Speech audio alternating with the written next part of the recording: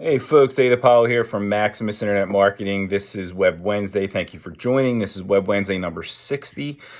Pretty great milestone. I thank everybody for any support, for listening, for checking out my videos. I really do appreciate it. So many more to come. I'm going to keep trying to provide good information and try to provide some just views on things all pertaining to the web and news and different things. So I guess, I'd be remiss if I didn't talk about everything that happened with Facebook this week. So there's actually a lot going on there. One would be so a whistleblower came out and divulged a gang of information, things that she's accusing Facebook of, things with their algorithms, things with total, I guess, neglect of personal responsibility, maybe you could say, as well as the suppression or promotion of information out there. So I didn't watch the full testimony that she had. I caught some bits and pieces of it. I saw a little bit of a clip of her 60 minutes. I'm not going to judge her character. It sounds to me that her heart seems to be in the right place.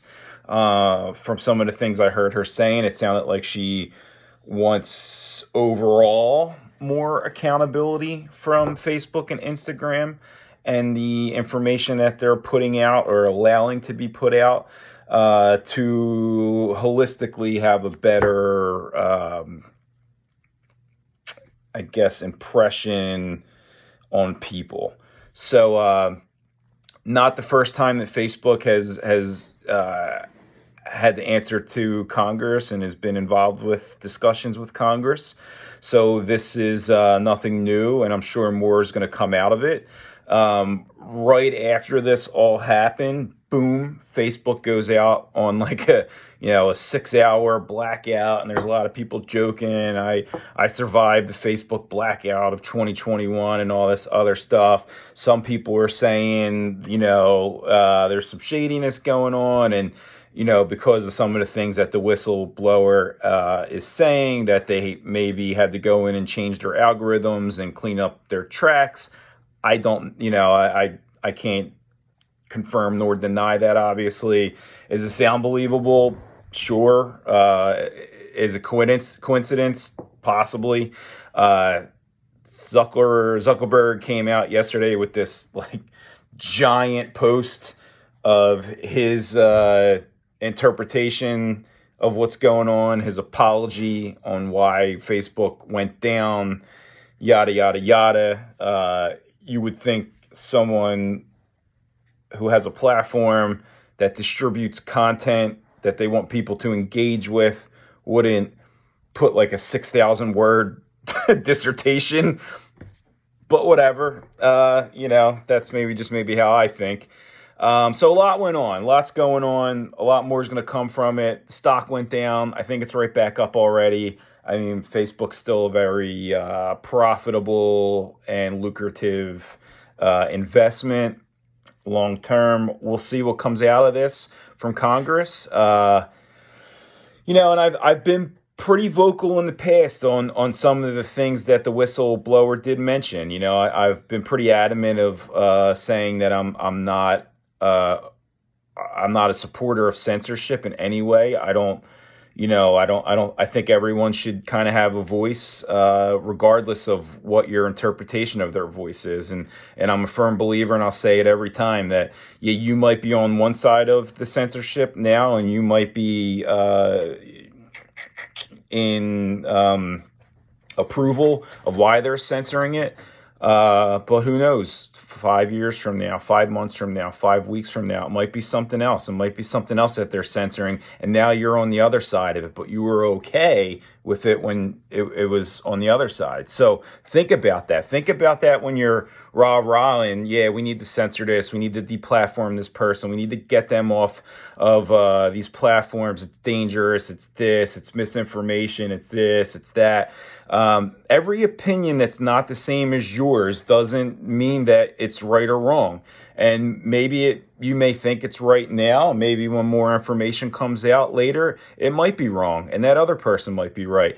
But taking that information off and shadow banning people and blocking people and not showing certain information, that's not a good thing in my opinion. Because at one point, that power never stops. They're never going to stop not or censoring things that they don't want you to see. And again, you might be on the right side of it now, but you might not another time. One of the other things that she had mentioned was an accusation that Facebook was more or less, and Instagram, they're together. It was promoting hate and promoting, people fighting with each other and promoting. And when I say promoting, I'm more or less encouraging and showing posts to people that's going to inspire a response to that post and then make people engage and share and argue and fight. And again, this is something that I've been pretty vocal about in the past as well. I mean, you open up your feed and just the arguing and evil spewing and name calling and disrespect that people send and say to each other. And it's people, strangers and people that know each other, that maybe even consider each other friends, or at least loosely a connection. And the amount of hate that goes back and forth. So maybe Facebook isn't purposely doing that, but it's happening. So it's not a